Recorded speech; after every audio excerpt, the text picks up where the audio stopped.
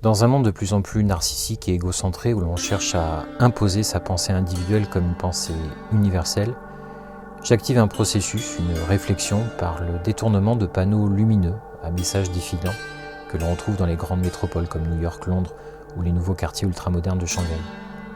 Chaque tableau est composé d'un mot d'une grande banalité sorti de son contexte et écrit en lettres capitales. La LED traditionnellement utilisée est remplacée par des cercles de miroirs incrustés dans un fond noir qui reflètent par fragmentation le voyeur et l'espace dans lequel il se trouve. Chaque mot est un homographe français-anglais appelé aussi faux ami et doit être considéré comme les deux faces d'une même médaille à observer dans son entier, car le sens et la signification de chaque mot varient selon l'origine et la culture du regardeur.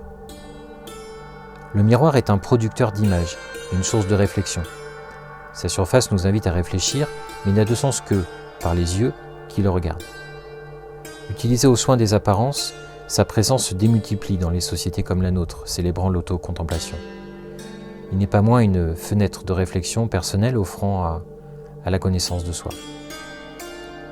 Par l'observation de sa propre image à travers le mot, le miroir devient transparence et nous invite dans un champ mental à mi-chemin entre le voir et le cacher, le regardeur et le regardé, le soi et l'altérité, l'allié et l'ennemi.